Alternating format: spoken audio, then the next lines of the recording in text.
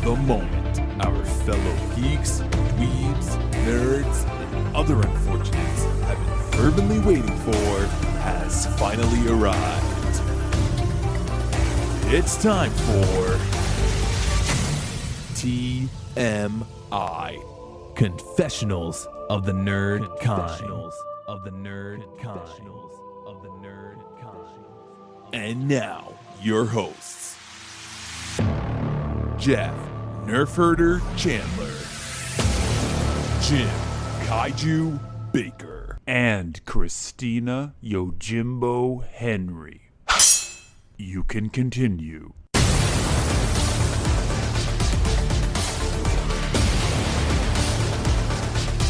And now, let's get on with the show. Here is TMI. Welcome, everybody. We're in. Oh, we've Right? already been talking about this movie for half an hour. Sorry. Yeah, sorry. Jim we forgot just to hit record. Yeah, we'll repeat ourselves. We'll be like, we're officially into the holiday season, right? We're now in December. Yes, we are. And you know what everybody wants? What does TMI everybody swag. They want some TMI swag, baby. Oh yeah, I think that they do. I think that they I- need to go to our TeePublic site. I think they should. We got, what do you got? Listen, you got your significant other, you got your brother, you got your friendly neighbors. Everybody wants a TMI shirt. Can also get some mugs, some hoodies, magnets, phone case. So tpublic.com, if you just backslash TMI confessionals, our graphics will come up. So there you go. I will tell you right now, our Keep on Squatching design is pretty much a hit.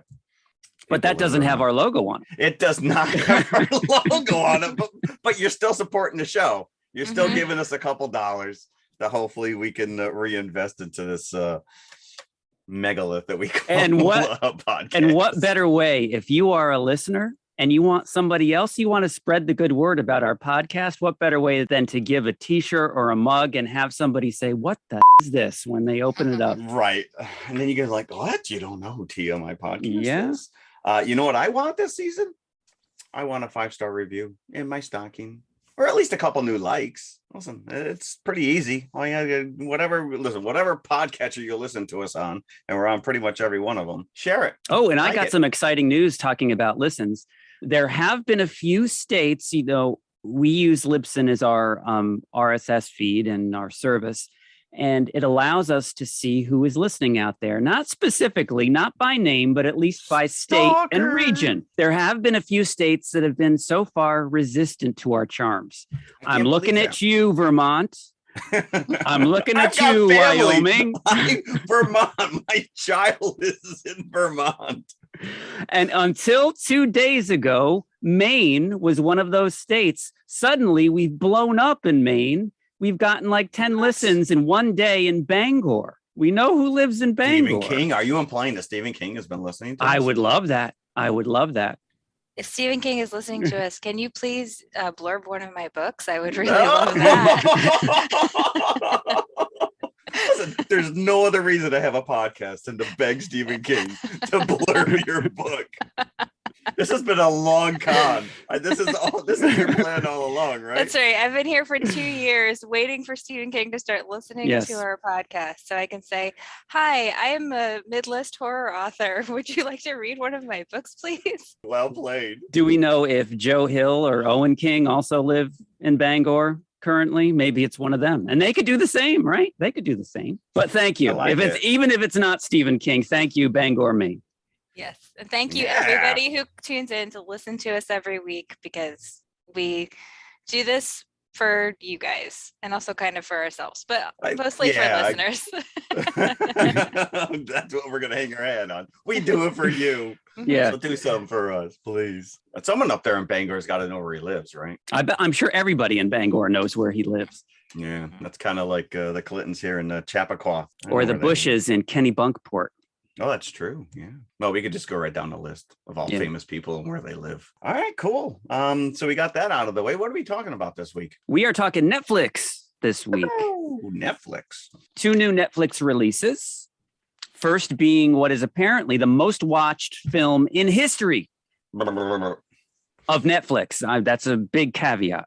Red Notice is the film. They're also touting that it's the highest grossing Netflix with their 1 week theatrical release. Okay. But I think there's a lot of caveats attached to that as well, which is I don't think many Netflix movies are being released in the theater. Right. Many asterisks is after that statement. Yeah. But again, there you go. That's what they're hanging their hats on. And people are coming in droves. So let's we'll get to that and find out. And also it's warranted. Our second feature is also a current Netflix movie. Yes, we're going to be covering James Samuel's Western, The Harder They Fall. And I'm so excited to talk about this movie. I can't even tell you. I'm surprised I had to dig to find this one. Really? Because I didn't. Yeah, it was right up on my menu as soon as I opened it up.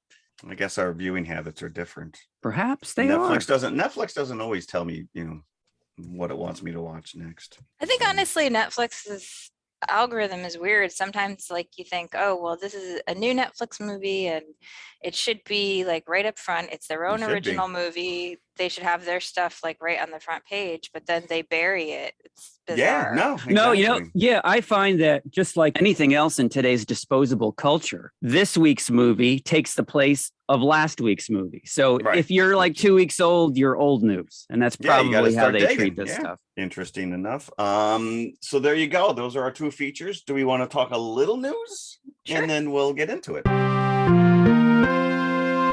Kevin Conroy, who we may know as the voice of Batman on the animated series, has revealed that they are creating a audio drama version, a sequel to the animated series, which ran from 92 to 95.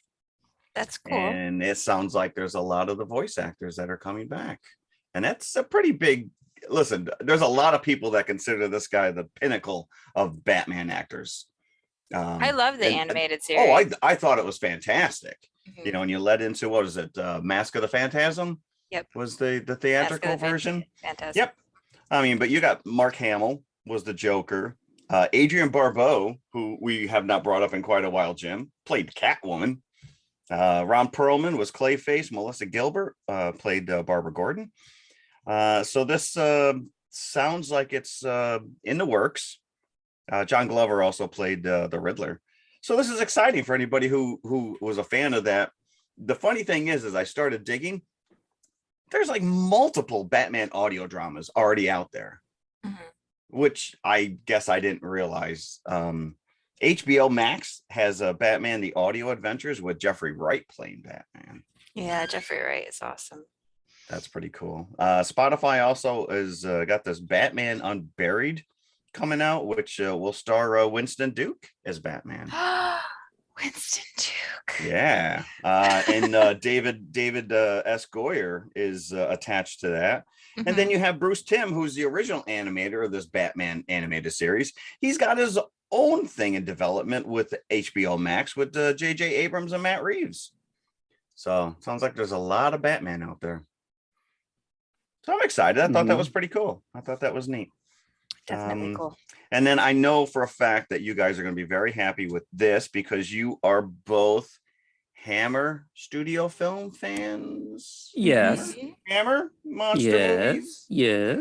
Well, apparently they are partnering with UK Network Distributing to create Hammer Studios Limited.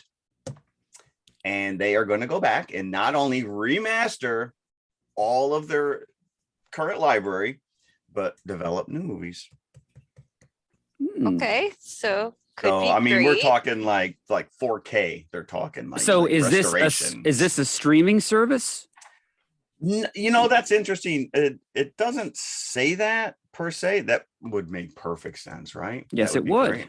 If they're doing original content, it would make perfect sense. I'm assuming that they have quite a vast library. They were around for quite some time. So they're restoring its entire back catalog for future generations' enjoyment, and we're equally excited about the development of new products from the Hammer canon.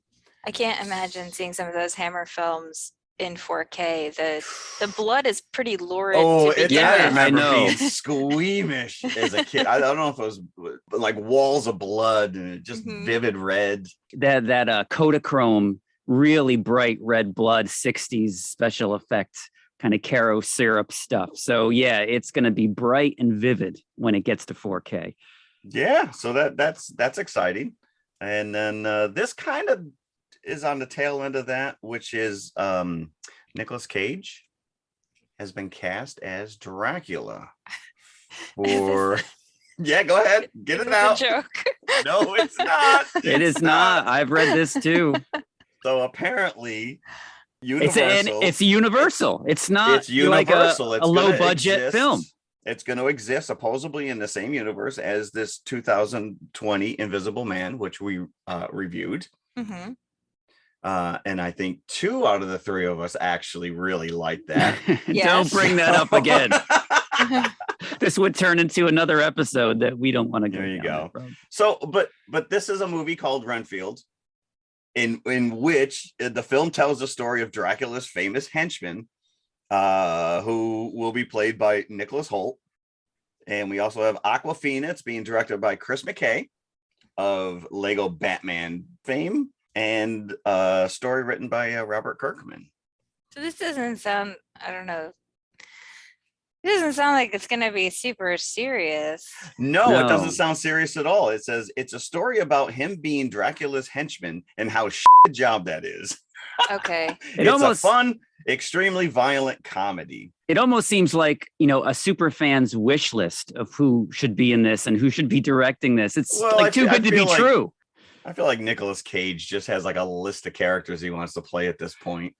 I know he never got to do Superman. So apart from voicing him in Teen Titans, but this is not his first time playing a vampire. Right? No, it is not. That is. I'm sensing a team up for this episode. Whenever this movie comes out, yeah. Jim's already got the co-feature. Yeah, in his back pocket.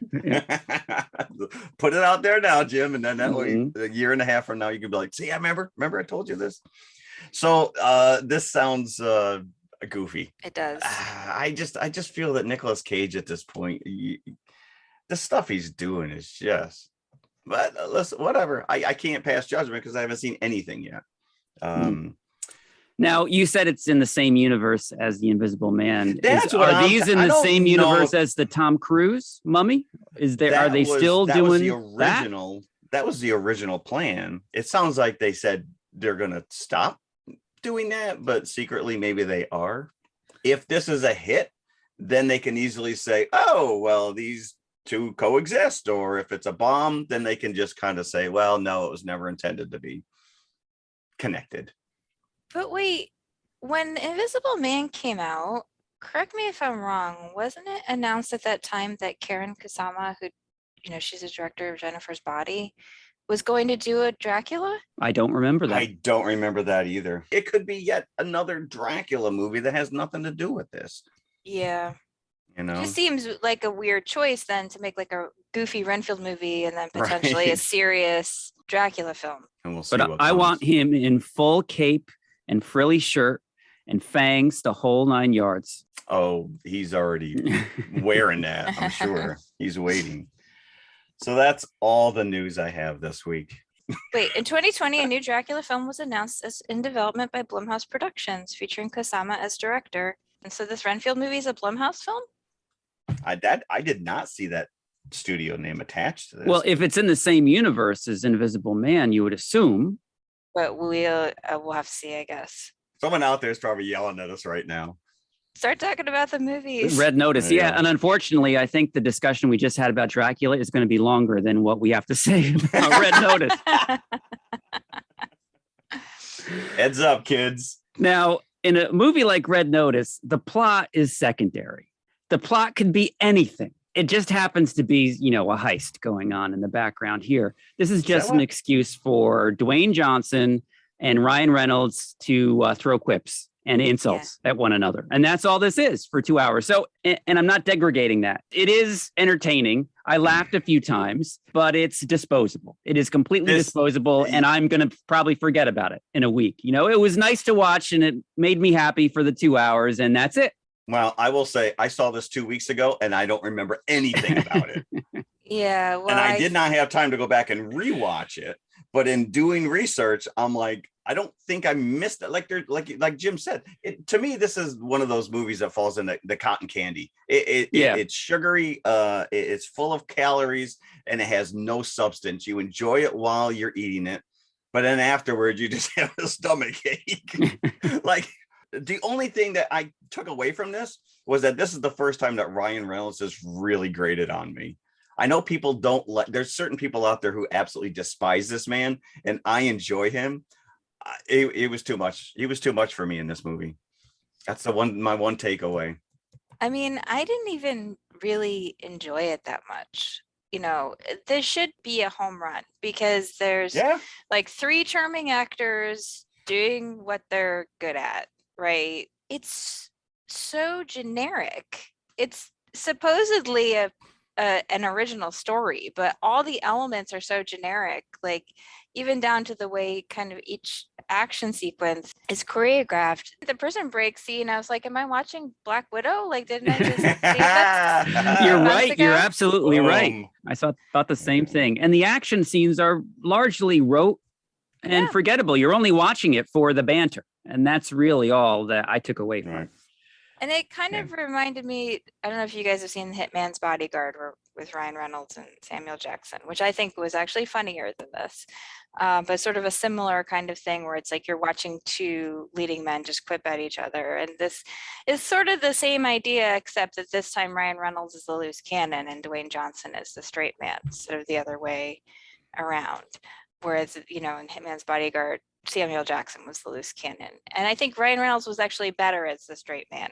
It's like his patter is nonstop in this movie. Yeah. No, it's much, you know.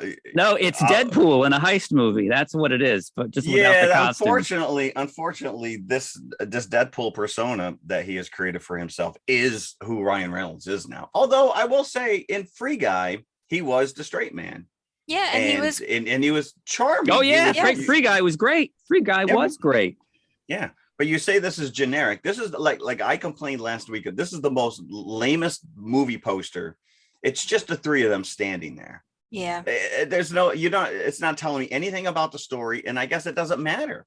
I mean, literally it's a MacGuffin that they're just chasing after something. And it's so obvious that Dwayne Johnson just wants to be the next Indiana Jones. There are so many Raiders references throughout this, including the Ark of the Covenant in one of the warehouse scenes. I thought you were going to say it was so obvious what the twist is at the end because you saw that coming from the beginning of the movie. You saw that coming?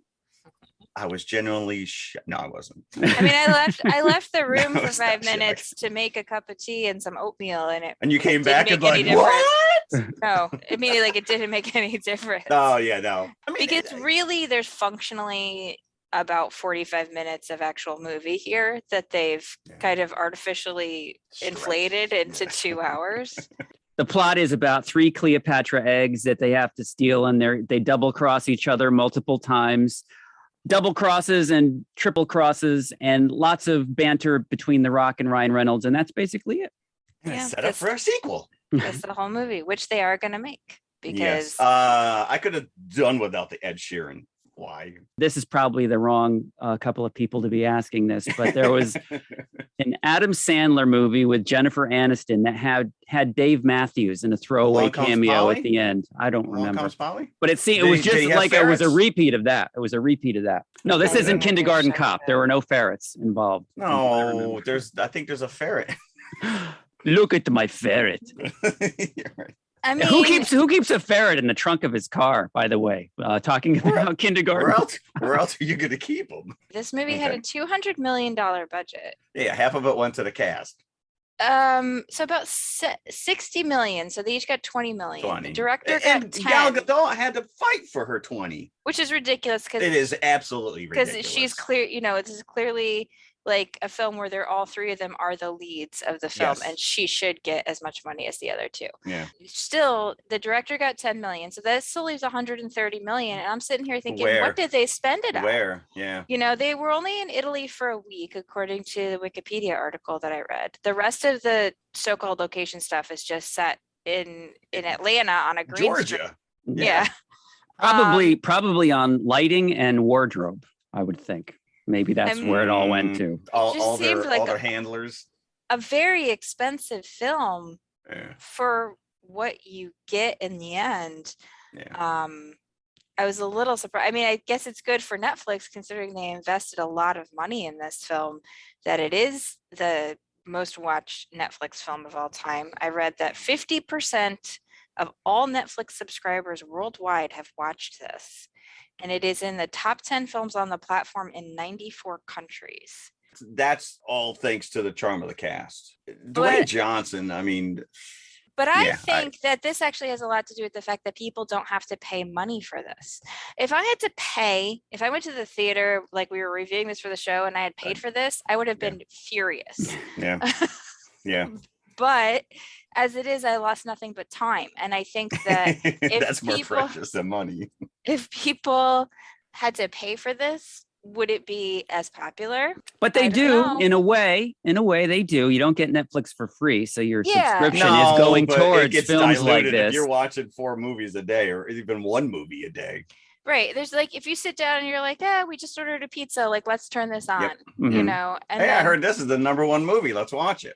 Yeah, and then you don't feel like you've necessarily lost anything. Do you remember in Wayne's World, there's a scene where they're actually spoofing on the product placement in jokes, literally holding up, cans of Pepsi or Doritos. There's 2 scenes in this movie where these actors are touting their own alcohol that they produce. Dwayne Johnson actually makes a tequila, and Ryan Reynolds has this Aviator American gin. And there's 2 scenes where they're actually drinking their own product. It's like so meta. It's like ridiculous. I was unaware of that, but I like the movie less now that you tell me that. I didn't know that either. This is what's sad is once we start talking about our next movie and you realize that compared to this, I had to search for the second movie and it's getting none of the buzz. None of the buzz. And it's very frustrating. I got one fun fact. There's a scene where I guess Dwayne Johnson's character hands a card and it has a QR code on it. If you freeze frame that and scan it on your phone, it actually brings up a blooper reel. Wow, that seems like real insider information. Well, I dug deep for this one. That's all I could come up with. I mean, that seems like a lot of work for people to find that information. You got to freeze frame the damn thing, right? But it's the modern age of throwing a phone number out there. What type of person would actually pick up the phone and call that number? There's a lot of people who do it. I know there is, but I would just question that person. Right. Why would you do that?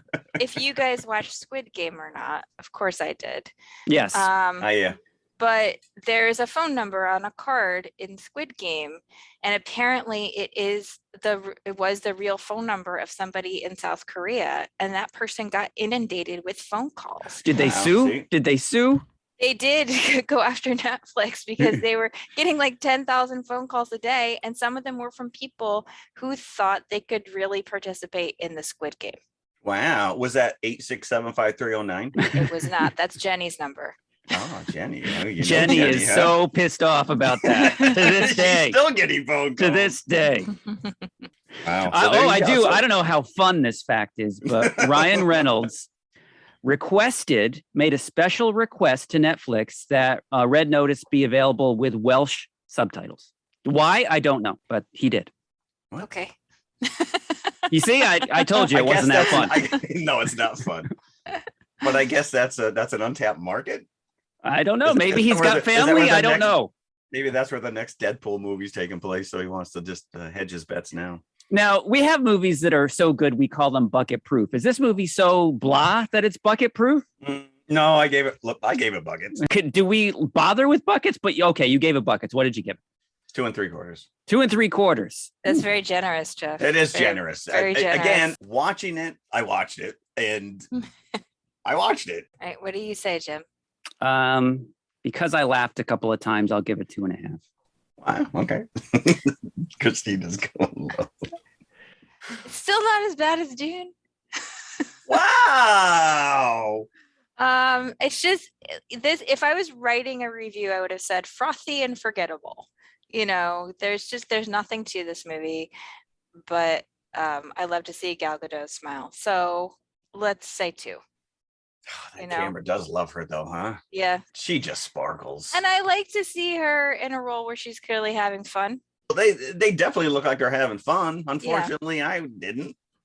Yeah. Well, I would have liked to have had more fun myself. there you go. Well, maybe when the sequel comes out. I'm not Red watching Notice that sequel. Red sequel 2. More Red Notice. More Red Notices. I don't know. Whatever. Red Noticed. Red Notice. Again. Let's leave Red Notice, go to the concession stand, and we will be back for The Harder They Fall. Just a minute, folks. Yes, that's all it takes to visit our refreshment counter in the lobby. There you'll find popcorn and an assortment of popular candy bars to please every taste. Try one of these delicious candy bars. Big Time, Butternut, Milkshake, Payday. Topped with Hollywood's super rich coating of the kind you like best. They taste wonderful, they're delicious, they're nutritious. Get one at our confection counter in the lobby now. Okay, we're back. I think we've all already shown our hands with this. First of all, that we liked it better than Red Notice, but it's more than just that. I wasn't really surprised because I was expecting it to be good, but this is probably the best thing that I've seen on Netflix in a very, very long time. Yeah, no, I'm going to back you on this. This was a surprise. This was a pleasant surprise. And I made sure to carve out the time. I had already watched this and recommended it to you guys a few weeks ago. And I made sure to carve out the time to watch it again. Because I was like, I need to watch this again. It's so good. There's so many things to love in this movie. In some ways, it's a very typical Western. So if you're a Western lover, then it has a lot of Western tropes in it, but then it turns a lot of things on its head. It's just sort of full of energy. It's got like so many great characters, so many great actors. James Samuel, the director, this is his first feature, which is... That's crazy. That's insane. Like, amazing. Talk about hitting it out of the park on the first go around, because this has more style and substance and it's a little pinky than all of Red Notice together. Yes. This and it's sad. Like I said before, this is so sad that this type of movie is not getting the same accolades as Red Notice. Yes. And it all comes down to marketing. It's, it's a huge monster cast and it's dazzling. It really is. And it reminded me of like a Tarantino-esque type movie. I literally wrote Tarantino-esque, but better. Agreed, better. And I think that there's a few things here. One thing is, so obviously I loved this. I did a ton of research about this. I not only researched the film itself, but I researched all the historical characters. This is like the kind of movie that's like a beautiful rabbit hole for me because I can just sort of keep following the trail. Do I sense a future Western book? We know that you're a fan of Westerns already, so this was kind of right up your alley from the get-go. Yes. So James Samuel, he's actually a singer-songwriter. He's not a filmmaker. That's not his sort of first profession. Oh, and fun fact, I'm sorry, he is Seal's brother. Yes, he is. I was going to say that. Oh, okay, sorry. Because that was Seal's last name Samuel? Yes, his real last name is Samuel. Seal Samuel. His name is not Seal. That is a stage name. And James Samuel, his brother, is known as the Bullets. That's his stage name. Ooh. I listened to an interview with him. It was a Netflix podcast, actually, where he talked about the genesis of the film and how he developed all of the characters. And one of the things that he did was he actually wrote a song for every character. Even if it didn't end up in the movie. And that was sort of part of his thought process of how to figure out who these people were. And so listening to the interview was great because he had his guitar there and he was just sort of spontaneously breaking out into song and cool. This is Stagecoach Mary's song. And then he would play this song. And then he sort of developed the characters sort of from this sense that he got, when he was writing each song. The big thing here is, there's that little disclaimer at the beginning, right? These people existed. And they did. Almost every character in this film is a real historical figure. He took a lot of liberties, obviously. But he said, he basically assembled all the superheroes and all the supervillains like the Avengers, and he put them in one space and time. That's a great way of putting it, because that is so cool. It even has an Avengers shot in it. Mm-hmm. Yeah, you're right. I mean, his musical background makes perfect sense now, because the soundtrack on this thing is just off the charts. It really is unlike anything. This is probably a Western my grandfather would have hated, but it's like, it makes me want to watch it. But yeah, no, for modern sensibilities, this is fantastic. Fantastic. Yeah, like you said, you mentioned Tarantino-esque, but yeah, to like the nth degree. Like, you took everything Tarantino's done, because at this point Tarantino just kind of like is just sitting on his own shoulders. And the amount of name actors in this, and it really is an ensemble piece, and each of these characters like glows. And that's testament to the actors that are playing them. Idris Elba, Jonathan Majors, who I'm so glad that he's going to be a big part of the MCU going forward now after Loki. Yeah. I love him in this. Yeah, Regina King, who was so scary. She was worse than Idris in this. I was more scared of her than I was of him. I think that's the interesting thing about her. I think everybody who sees Trudy knows that she's actually the most dangerous person in the room. Because I think, like, there's that scene where Rufus beats up Wiley and then he doesn't kill him, right? He lets him go. I think Trudy would have killed him. I think she would have been like, you betrayed me, you're out of here. Mm-hmm. The charisma that she exudes, the look on the train that she gives Abbott when he pulls the key out of his jacket and tries to hand it to her, the look that she gives him, like, who exactly do you think is the servant here? Because it is not me. You know, it's just the look on her face, like, you are the one who's going to open that door. You are not going to expect me to do anything here. There's so many, there's some really just sort of unexpected cinematography in this that I love.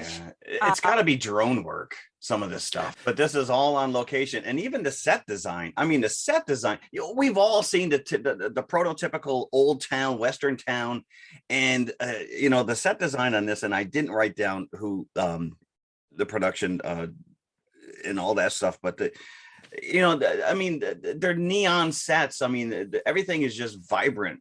And it's bordering on almost like comic book type feel. But then you go to, what is it, Maysville, which is literally a white town. A white town. It is literally all white. And I'm like, that is hitting the nail on the head. But when you're watching this movie, you're like, of course it's all white. You know, it's funny that you say that, because when they actually first show you Redwood City, which is Rufus Buck's town. That's his town. I thought I was looking at a map painting. It was so vivid and colorful. And then you realize it's a practical set. Yeah. That really pops. We're talking about Hammer Blood. This is probably pops more than Hammer Blood does on screen. The one thing you talk about things that pop. The one thing that takes me out of this movie is nobody's teeth are that white in the 1800s. That's the one thing. Well, that's an issue with a lot of movies, though. That is an issue with a lot of movies. Very obvious in this movie more than once.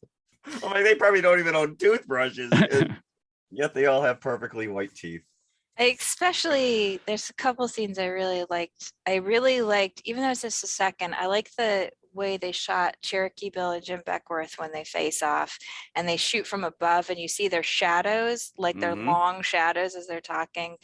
And also when Pickett blows the wagon full of money, and you see the burning money reflected in Rufus's eyes. I think I always think Idris Elba is great, but he really plays all the layers of this character, like his complete ruthlessness, he's definitely menacing. And then, but also like this desire that he has to protect this town from white settlement, but obviously his methods are not great, because he's terrorizing his own townspeople, extorting them. A means to an end, huh? Right. When he kills that guy, he's like, "You are an enemy of progress." But at the same time, like you feel his hurt, his sadness, especially in the final confrontation with Nat Love. I think that's what's great about this film is that all of the characters, nobody's 100% good, nobody's 100% bad, except maybe Trudy. Except maybe Trudy. Maybe Trudy. She no good. You know, they all have these layers. Yeah, and it's until the end because they do paint Rufus Buck like as the devil incarnate, but then you see the motivation at the end. Yeah. You know, and he's like the layers are peeling back throughout, but then you really get he's not just, you know, a mindless killer. You know, there was meaning behind what we saw in the opening 5 minutes, which we were talking about. Yeah, which is very Tarantino, that opening scene. But I don't want to give Tarantino too much credit because No, I Tarantino, agree. because Tarantino, first of all, because Tarantino borrowed from every director correct. who came before him. So but it's hard to categorize this because it really is so unique, and unfortunately, Tarantino is the easiest kind of go-to comparison, but it is an animal all unto itself. Well, because there's really I think a couple unique. of the characters monologue a little bit, and you know, it's the dialogue is spot on. Yeah. And that scene where, especially where Trudy is telling Stagecoach Mary her background and the story about her sister, it was like an Indianapolis type speech from Jaws. Yeah, you know, Jaws, that was her moment. Yeah, she's just peeling that apple, and you just feel that this is not going to end well for somebody, right? As she's peeling the apple and she's telling that story, but yeah, she's like pulling back the layers. Yeah, but it's also she, you know. Stagecoach Mary accuses her of not having any love in her heart. And she tells her this story to show her how much she loves, right? She loved her sister so much that she killed her sister's tormentor. She just expresses love in a different way. The crux of the movie, the plot is very simple if it's boiled down to it. Nat Love, played by Jonathan Majors, is looking for revenge against Rufus Buck, and he's been chasing him all his life. Not only Rufus Buck, but his partner, the Scorpion, because they killed his parents when he was 11 years old. And not only did they kill his parents, but they carved a cross into his forehead. Yeah. Didn't kill him, but did leave a lasting mark. And he's been gunning for them ever since. And in the very beginning, you do see him take out the Scorpion. And then for the rest of the movie, it's a showdown between him and Rufus Buck, as played by Idris Elba, who is the most feared outlaw in all of the West. And there's a great scene where Rufus Buck asks Nat, you know, why do you think I gave you that scar? And Nat says, you gave it to me so I'd remember you. And he says, no, I gave you that scar so I would know your face when you came back to me, because he knew he would come back. You know? It's like a long con. It's like so you ask yourself, well, why didn't you just kill him if you knew he was coming back? But there is a very good reason he did not. Yeah, there is. Yeah. Like I said, in some ways it's a very typical revenge Western, and then in a lot of ways it's not. And it just sort of takes all those tropes that you know and you love, and it makes them very fresh. James Samuel loved Westerns growing up. He talked about how much he watched all the classic TV Westerns. He watched Bonanza, and he watched Rawhide, he watched all those things, and he loved Western films. He like reeled off about 15 classic Westerns that he loved, but he said, you know, the problem is, you know, you never really see Black characters in them. And he's like, Black people existed in the West. And when you do see them in Westerns, a lot of times he's like, they're subservient, you know, they're not a main character. And there's a funny scene where this is sort of illustrated. He said he didn't want anyone to use the N-word just because it's a period piece. He said, don't call us the N-word just because, you know, it's historical.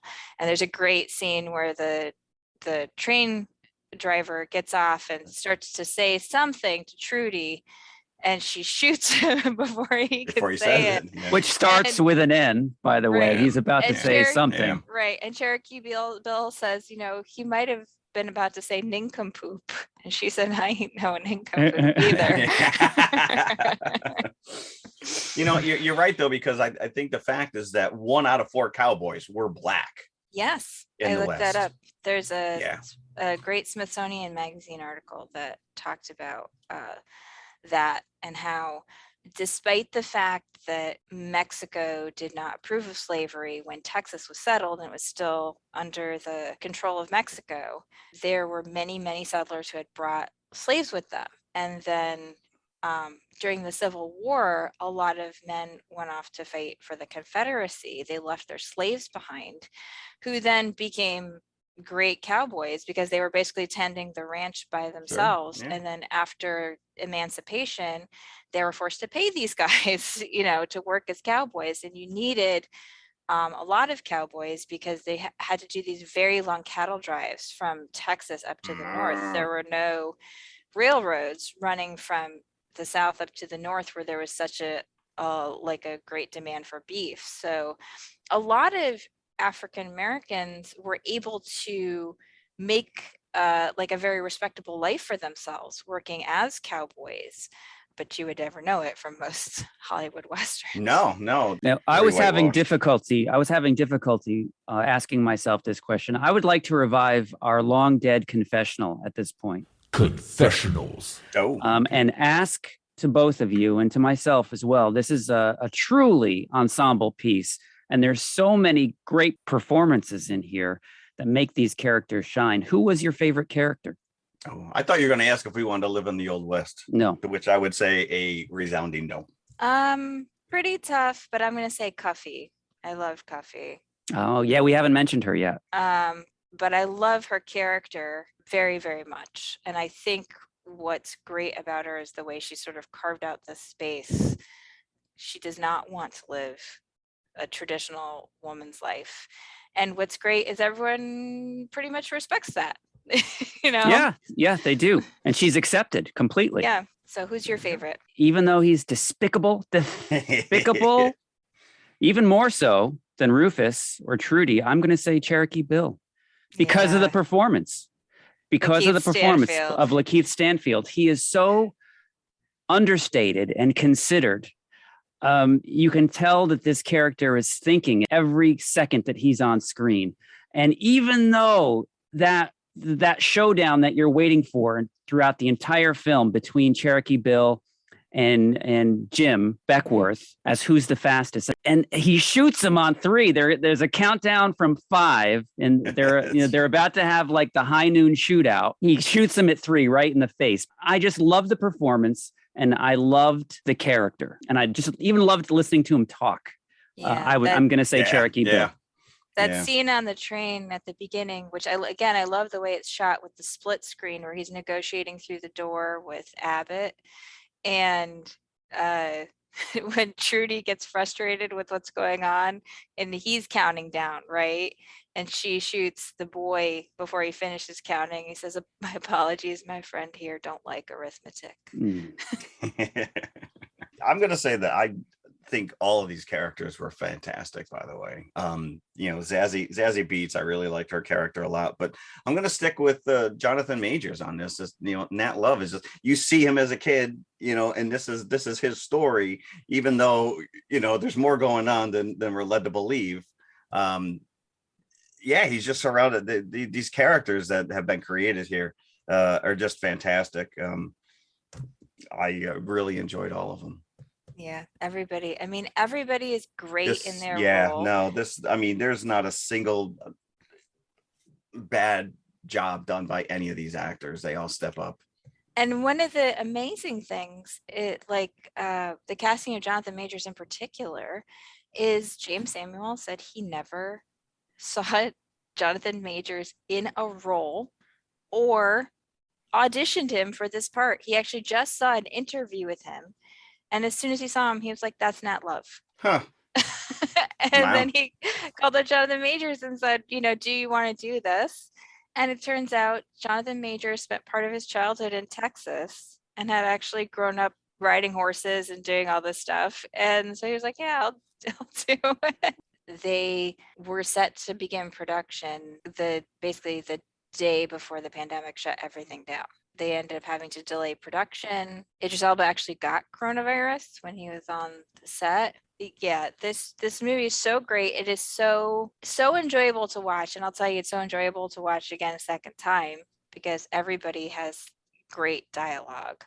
Again, so many great characters, and I haven't even talked about Delroy Lindo, who's I'm still mad that he didn't get nominated for an Oscar for The Five Bloods. Five Bloods, yeah. By the way, Jonathan Majors played his son in The Five Bloods. Yes, he you guys did. Remembered that. He plays Bass Reeves, who's a U.S. Marshal, and this is where I want to get into just a little bit of fun history.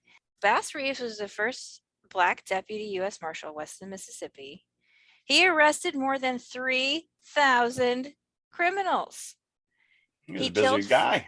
He killed 14 of them in self-defense. But are you ready for this? Mhm. He was never even wounded. Never. Ooh, he's got spider senses. Never. That was his go-to when the rest of the authorities. It was self-defense. Yeah, I was gonna say that's always a nice. Historian Art Burton said that he claims that Reeves was the inspiration for the Lone Ranger. Yep, I did read that as well. He had so many arrests and he was never wounded. He did have his hat shot off at one point and his belt, but he was never hurt himself. This man was so hardcore, he actually had to arrest one of his own children for murder. Wow. He was like, well. You would think that kid would know better, seeing as who his father is. Yeah. Well, he had no father figure because he was always out fighting bad guys.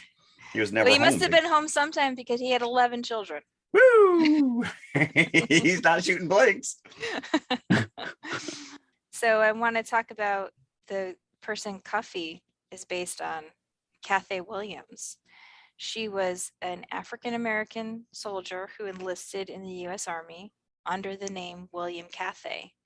And she's the only documented woman to serve in the U.S. Army during the American Indian Wars. There were several white women who've been documented as serving under men's names during the Civil War, but not during the later period.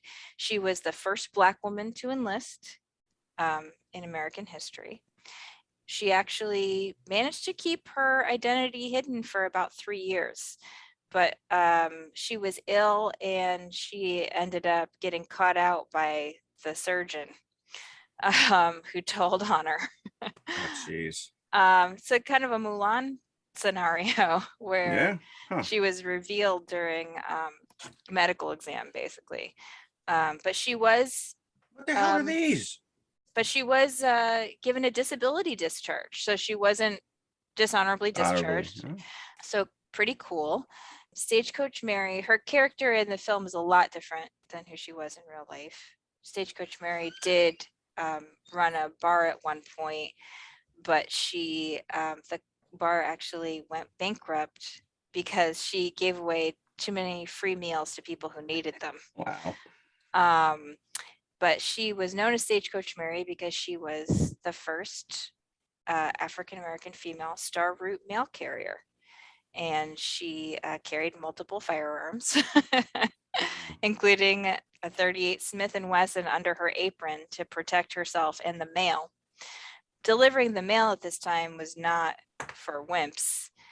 Like, it wasn't walking up and down a street handing off letters to people. You had to take the mail from town to town, and delivering stagecoaches were very frequently robbed. Do you insult your mailman knowing that when you see him walk? Yeah. No. In his shorts, in his little car. If you had a dry goods store, how was your stuff getting to you for your store? It was getting to you. Was it going through postal? Or through the stage service. Right.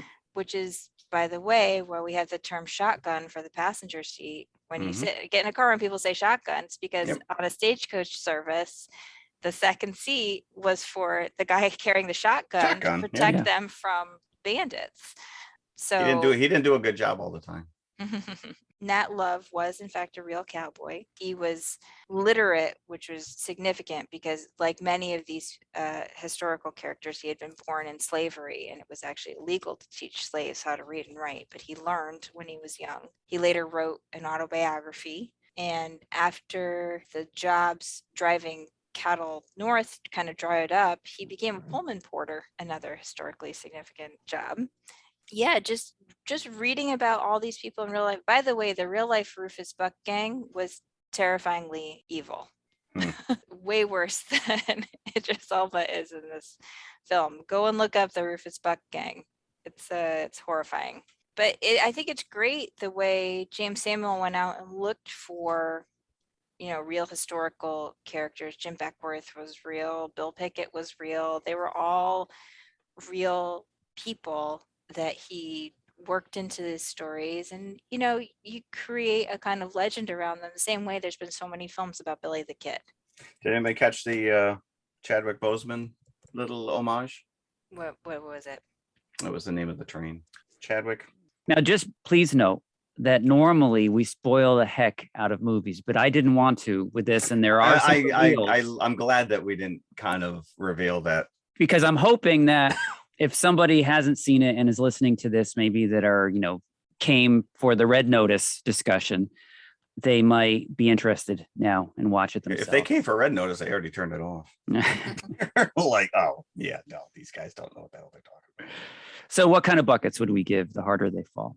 I'm going to go super high. I really liked this. And I even liked it even better a second time. I'm going to say 4.5. I'm going to go 4. 4 buckets for me. I really liked it. I'm really right between you. Liked it. I got 4.25. All right. So there is one scene though I want to point out that I actually laughed out loud, which was on the train when they're freeing Elba Idris from his box. Idris Elba. Sorry. Mm-hmm. Well, you like to say names last name first, right? Like the library. It's formal. Correct. Anyways, they break him out of the box and gunfire. Kill them all. And the gunfire is just going left and right. And you see the scene of him walking, and there's shells dropping left and right. They're all shooting 6-shooters. They don't expel their shells. That was a little creative license. Yeah, but it still made a hell of a scene. I laughed out loud when, they kept referring to Rufus as the devil, and Bass Reeves says, "I seen the devil," and Rufus Buck ain't it. The devil's white. I also read that Zazie Beetz speaks fluent German and that she dubbed herself for that German version. Well, this just has a shockingly great cast. I just cannot recommend enough. If you have Netflix and you haven't watched this movie, please. Right there for you. It's there for the taking. Yeah, go and check this out. It's so good. Again, no spoilers, but I love that ending. I do want to mention, I forgot to mention this. I think that one of the things that is great about this film, I think it really grounds it in reality, is I love the romance actually between Nat Love and Stagecoach Mary. It feels like such a real relationship, kind of with all the layers that a real relationship has, and the push and pull where she's in love with him, but she doesn't want to be because of the life that he leads. And he just worships the ground that she walks on. You do anything for her, including rob a bank, which is something he'd never done before, and that scene's great too. I was going to say that was a fun scene, actually. Yeah, go check it out, man. Highly recommended here. Last week, we had our annual Thanksgiving episode. 2 weeks ago. 2 weeks ago, we had our annual Thanksgiving episode. Next week, we're going to have our annual Christmas episode. Very excited about this. Flew by, It did. But we're going to go a little unconventional in a couple of cases here. We're covering 3 features next week. All Christmas. First up is Gremlins. Along with Gremlins, Die Hard, another contentious pick, but it is technically a Christmas movie. Yes, it takes place at Christmas time. And third, Emmett Otter's Jug Band Christmas. This may very well be a fight bucket episode. all around. I don't know. Yeah. Listen, I don't see any stinkers in there. We're just going to be tossing those buckets out, tossing them out. Bucket for you and a bucket for you. So next week, be sure to listen. It's our big Christmas extravaganza. I can't wait. Yeah. So happy December, everybody. Merry Christmas. Yes. Happy holidays. Go jump on that TMI swag. Yes, please. T-shirt. for And your watch The Harder They Fall and tell your friends to watch it. Let's get some buzz going for this movie. yes. Let's get it up into the top 5, 3, 2. Let's make it number 1. Yeah. But notice this had to stay. And Stephen King, write a blurb for Christina, please. Bring that back full circle, Mr. Or maybe, King. yeah, maybe if our Bangor listener has, maybe spotted Stephen King in the local Target, you could mention. Does he hang out at Target? I picture him like in a coffee shop. Or just maybe always have her book in hand. Have you read this, honey? Whenever he comes by in the line. Right. Just sit there with it. Like, look at that cover. Awesome. Well, thank you very much for listening. Yes, thank you. Thanks, we'll everybody. See you next week. Bye. Bye. Hello, everybody. If you liked the podcast you just heard, then please follow TMI on all of our social media outlets. First and foremost, email us at tmipodcast2018@gmail.com. That is tmipodcast2018@gmail.com. And you can follow us on Twitter at TMI_podcast2018. Stop over, say hi, give us a compliment. We'd love to hear from you. Awesome. Make sure you follow us on Instagram as well, which is also TMI_podcast2018. And of course, we are on Facebook, facebook.com/TMI Podcast 2018. And it should be noted, we also have a community page, so join the forum. And if you like to watch YouTube, you can see us at TMI Podcast 2018, all one word. Look for the popcorn bucket. Or you could just go to our website, which has every link there, TMIconfessionalspodcast.com. And we'll see you at the concession stand. We'll save some popcorn for you. He was never Well, he home. must have been home sometime because he had 11 children. Woo! He's not shooting blanks.